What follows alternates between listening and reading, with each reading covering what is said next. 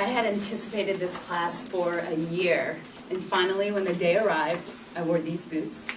Because I was wearing these boots every day during that year, and I wanted to learn how to drive in these shoes that I drive in every day. The master instructor, his name was Jeff, and he said that we were going to be in for an experience. We were going to be on the most technical track in the northern United States, and the reason why it's the most technical track is this needlepoint turn is the sharpest turn that you'll see on the side of the U.S. Also, turns 2 and 3 are called an inverted or an off camber. I don't want to go into the technical details, but you can lose your traction, it's very dangerous, and this is generally where accidents happen. At this moment, I pass this around, at this moment fear came over me because I was thinking the track was going to be an oval shaped, and it was going to go in circles. Now this is a real racetrack, and my life could be on the line. I could lose my life. I felt my face red and flushed and heat coming from it. My armpits were sweating and smelled a little bit. My palms were sweaty, and I don't think I was the only one. The instructor said it's okay because each and every one of you are going to have your own coach when we're on the track. And we're going to assess your skills and your abilities. We're going to see what your capability is, and we're going to push you beyond your capability. And it'll be an experience of your lifetime, an Audi experience. So let's go down to the parking lot and work on some exercises. Before the exercises, he gave us a few pointers that we would utilize through the rest of the class. Number 1, imagine that there's a string tied from the bottom center of the steering wheel all the way to the gas pedal. When you are straight, there's slack, and so you can put your foot on the gas. Although when the steering wheel is turned, the string is taut, and you cannot put your foot on the gas. So, gas when you're going straight. Next, hands at 9 o'clock and 3 o'clock. And what this is, and your arms are at 90-degree angles at all times. This allows you to turn and have full movement and rotation without your arms getting twisted. Next, look where you want to turn before you turn.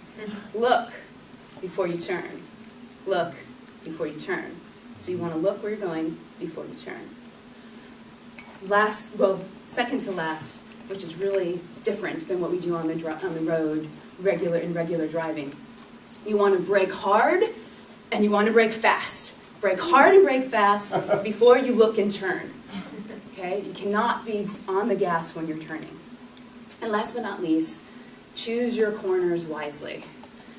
Not every corner is made equally. Some corners lead into other corners, and so you want to take those corners a little slower. You want to strategically choose which corners to take, the corners that are going to turn and lead you into a straight path. You turn quickly on those corners, and then you go really slam the gas when you're heading straight. So we went into some exercises, bobbed in and out of cones, ran through a few exercises, and then went to the track. Jeff happened to be my coach on the road, which I was so grateful for. He was in a car ahead of me.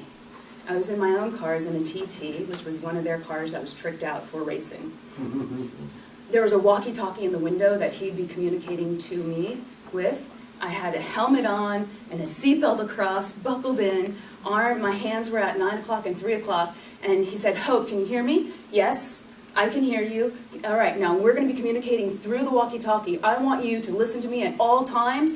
You need to stay close to me, but not too close. If you're too close, I'll let you know. Don't fall too behind because you need to be in my sight line. I need to see what you are doing at all times. If you fall behind, I need to slow down. Everyone else slows down, and it is dangerous. There can be accidents. You got me, Hope?" "I understand." "I got it." "All right, we're going to go. Hope, put on the gas. Go, go, go. Put on the gas. Hope, up speed, up speed. When you're at 50, I want you to up speed."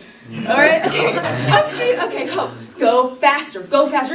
You need to downshift, Hope, downshift, downshift. Okay, downshift. All right, downshift again. Okay, Hope, we're getting ready for a turn. We're getting ready for a turn. I want you to brake, brake, brake as hard as you can. Brake, Hope. All right, you see that flag in the turn? Look at the flag and turn, turn, Hope. Lighten up off the brake, Hope. Lighten up all the brake. Straighten out. Put your foot on the gas, Hope. Put your foot on the gas. Downshift, Hope. Downshift. downshift. Put your foot on the gas. Put your foot on the gas. Okay, Hope, we're coming into the finish line. We're coming into the finish line.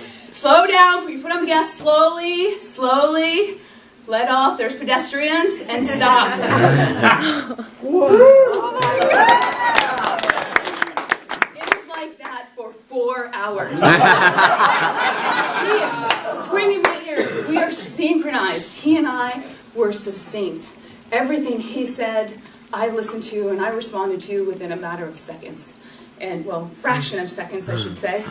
I was focused and I was in deep concentration. I didn't have a second to worry about my inabilities and my inexperience. I was in the flow state. And speaking about bliss, this was ultimate bliss. Because I was in the moment and I was present. And there was energy, and there was speed, and there was excitement. Yet there was calm. I could feel my heart beating just normally. And there was silence. But there was noise everywhere. And I learned how to drive my car. I learned how to race. And I learned how to be in the flow and how to be deep in the flow state. And this is what I seek every day of my life. And I want to be in the flow in all my relationships and all the work I do. And I wish that for each and every one of you. Thank you.